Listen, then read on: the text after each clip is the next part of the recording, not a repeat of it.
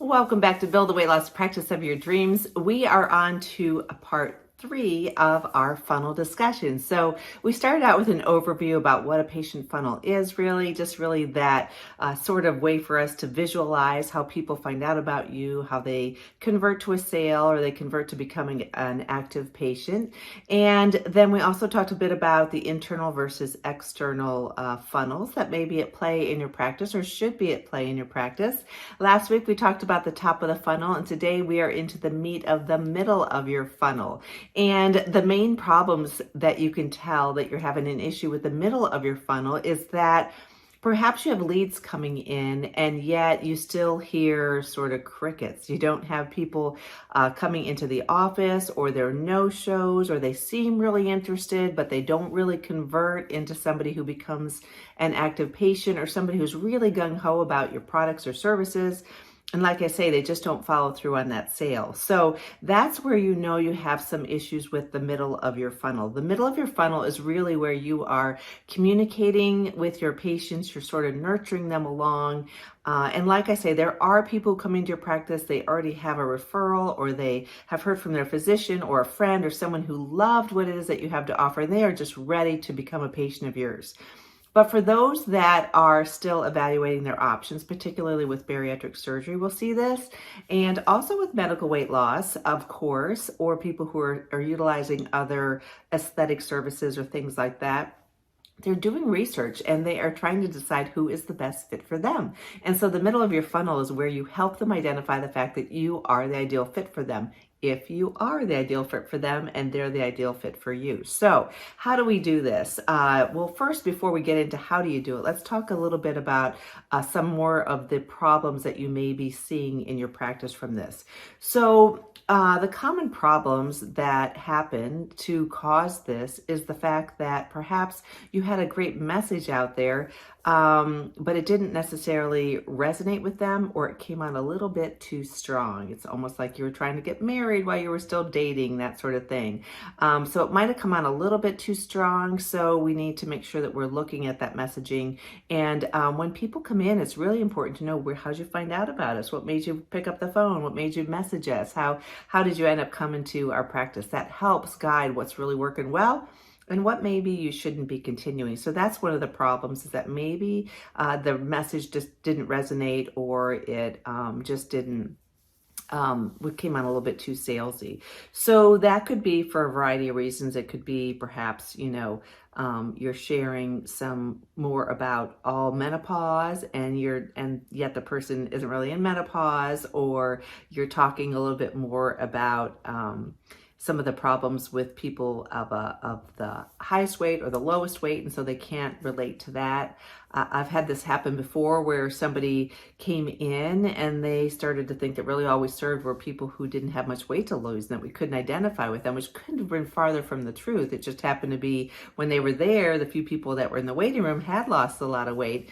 And so it was kind of a turnoff. But you can have lots of different ways that people are working through that in their heads. And sometimes, of course, people are just coming up with reasons why it won't work for them. And then it's a matter of maybe now is not the right time for them to be seeking weight loss anyhow. So you have to kind of match all that together to make sure it's going to be effective. The other thing is that you may have poor or non-existent online reviews from your patients. People will search that right off the bat. So having a number of patient testimonials is really important. It helps them identify the fact that you do have that credibility, that if they're not getting a referral from their physician or from a patient who's had success at your practice, seeing those online reviews and seeing success stories regularly posted in all of your social media and in your emails and that sort of thing really does help to convert them from just being a lead or a warm lead or somebody who's kind of interested into somebody who raises their hand and says, yes, I'm ready to start today. So that's another thing that could be a problem. Maybe you don't have many patient reviews, or maybe the reviews aren't as stellar as what you'd like because of some past, processes that you had in place, or team members perhaps, or who knows. But anyhow, we have to remedy that. So that's one other problem. The other thing is you may get a lot of leads, but you don't really follow up well with them. Maybe the team is overwhelmed. And so as leads come in, it's really the last thing on their to-do list.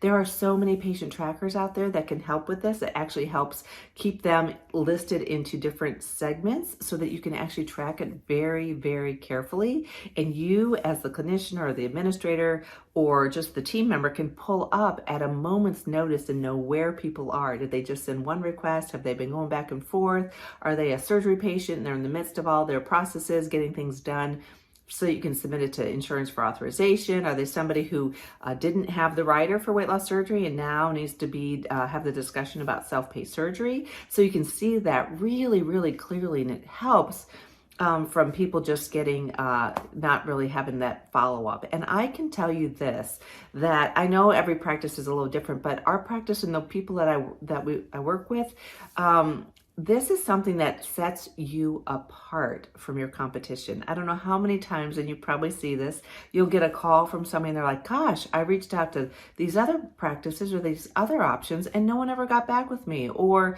we have one I know that I discovered actually said on their answer service or on their message machine, we might not get back with you for 2 weeks. I mean, that would never happened in my practice, and I'm sure not in yours. But there are things like that that really cause a patient just keep looking, because they're like, if my initial request takes this long, then I may as well just keep looking because I'm not going to get the customer service that I want and deserve. So you have to really make sure you have a method in place to follow up. I'll oftentimes look at statistics from a practice, and I'll see all these initial leads that come in or all these one-on-one consultations. And then when I look at the conversion to surgery, conversion to purchase of services, it's not very high. And so in that instance, there's usually something that we can find wrong in that initial, that whole nurturing and communication back and forth. So it's important to know your numbers and to look at that. But a lot of times that's a symptom of a difficulty in the middle of your funnel. The other thing is that your potential patients aren't really crystal clear about what it is exactly that you offer. Perhaps you're offering out so many different services. It really needs to be kind of combined into certain pillars or certain categories. And so a lot of practices just do weight loss surgery, or just do medical weight loss, or just do aesthetics, or just do bioidentical hormone replacement therapy. But a lot of us actually offer a variety of things. And so we've got to make it crystal clear that your message goes out to the right person and that they understand exactly what it is that you offer. And I'm pretty transparent about any outside costs outside of insurance so that people know that. They respect that. They like that. If I'm buying something, I want to know that. So it's no different in your practice. And everybody does this a little bit different, I know. And one way is not right or wrong. In my experience, that's what I found to be really helpful with patients for converting them over into becoming an active and happy patient in your practice. So that's the other one. Or you don't know what, so a lot of times you just don't know what's resonating with people because you're not sure where the referral came from. You don't have that feedback from them and that sort of thing. So how do you correct all these? As I spoke through them, you probably kind of in your mind could come up with that, but let's get into some specifics about this. And of course, we always dive deeper in membership. But when you're creating your communication or any time that you're communicating with somebody, you really want to focus on your ideal patient and how you can best serve them. We talked about this last week, making sure your message is on point, making sure that it's in front of them on the platforms that they are searching for, but you want to make sure that it is impactful. So when I'm creating a piece of content, I think to myself, what are some pain points I've heard and how can I best serve the people that I want to serve? And then I focus all of that around them. In membership, we always have different ideas for the entire month of what your content can contain. We also create that together, and it's really a matter of knowing your patients and getting that right message out there. Because you want to be direct, you want to engage with them, and you want them to know that you have what can help them get over that pain point. And you don't want to feel salesy. And I know I talk about that all the time. If you need resources for how to sell without being salesy, please reach out to me. And I've also got a new webinar coming up soon with Robert. And so we're going to talk a lot about that. But anyhow, that's something that helps to make it feel great for you too. And the other thing is ask for those patient reviews and testimonials. Setting a system. I was just working with a practice last week and we were talking about, okay, what's the system going to look like? How are you going to get their permission? How are you going to make sure you have before and after pictures? How are we going to ask them? How are we going to make this very enticing? How are we going to get them to post their testimonial or their review before they ever leave your office? How can we make this so simple for them and really honor their success, honor their effort, honor the fact that they are doing a great job? Patients are really excited about that. And so when you keep that excitement moving along and you make sure that there's a system in place and somebody has responsibility for taking the pictures and getting the testimonials, it makes this so second nature so that you have almost too many to post. And that's a nice problem to have. So anyhow, getting those testimonials and asking for those reviews is very important. You're not going to get them as, you will get some, but not nearly as many as if you take the time to ask. So that's another thing.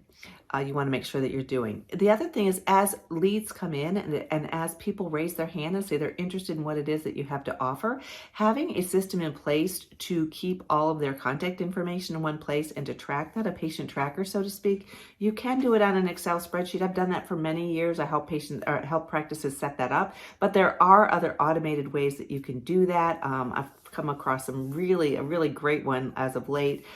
So reach out to me if you're interested in that. It's actually called Patient Flow and it's through Pronex. So anyhow, that's one that works great, can integrate with your EMR, keeps everything in one location. But at any rate, having a way to, some people call it, a CRM, a customer relationship management software, anywhere that you can get their information, keep it in one place, and then be able to even segregate that into separate, like those that are interested in medical weight loss, surgical weight loss, aesthetics, whatever it is you offer in your practice.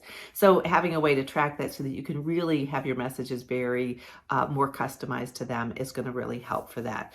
The other thing is assign responsibility for your social media posts. I know we run social media for a few practices, we try not to take on, because I always like to make sure we're going to over deliver for that. And it's a lot of time and effort, but you can set up systems for that in your practice. We also help people set that up in their practice, and then they follow through making sure that social media posts are ready to roll and that you've got it set for what are you going to be including. We make it so simple, like I say, with post ideas in membership, but having that identified and someone actually running that, whether it's in your practice or someone that you trust who really knows your message, really knows your patients, is really important.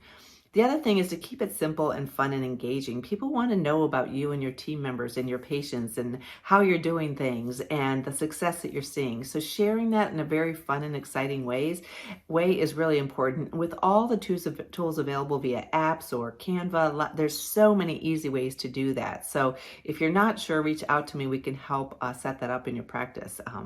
So anyhow, that's another thing. Keeping it simple, concise, fun is really important.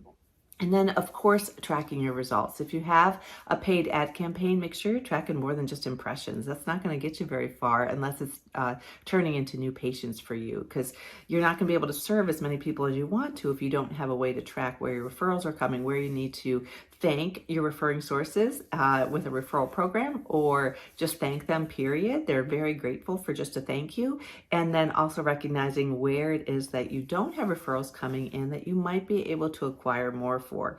So this middle section is all about really loving on your patients that are considering your services, making sure they're an ideal fit, making sure they understand what it is that you offer, keeping everything simple and fun and engaging, and letting it so that there's not a bunch of crickets. It's people who are excited to talk to you and your team and know that what you have to offer is really going to help them. So that's what's helpful for the middle of your funnel. Next week, we're going to talk about the bottom of the funnel, which is another exciting topic. I do enjoy all this, and it is something that can be really enjoyable just because you're helping more people and you're able to reach them in a more engaging way. Next week, we're going to talk about those that are perhaps interested and they've come in, but they just haven't taken the time to actually become an active patient or purchase any services or products from you. Or they've not continued on. So once you get this initial part down, then it really works into how do you work the internal funnel and really love on the patients that are in your practice, and also help them understand the other services that you offer that maybe they're not taking advantage of. So there you have it. This is the middle of the funnel. It's a lot of times people can call it the messy middle. For me, it's not really the messy middle. It's just that whole building the relationship. And that's what we tend to be more comfortable doing versus the selling part. So anyhow, I hope this has been helpful. Reach out to me, Carol, Karol, at Weight Loss Practice Builder if I can be of assistance to you. And if you're not a part of Bariatric Business Boss, check it out, bariatricbusinessboss.com. And I am just grateful that you are here listening to this podcast, whether it's on my YouTube channel or any of the podcast channels. I appreciate you so much. And look forward to talking with you next week about the bottom of the funnel. In the meantime, take care.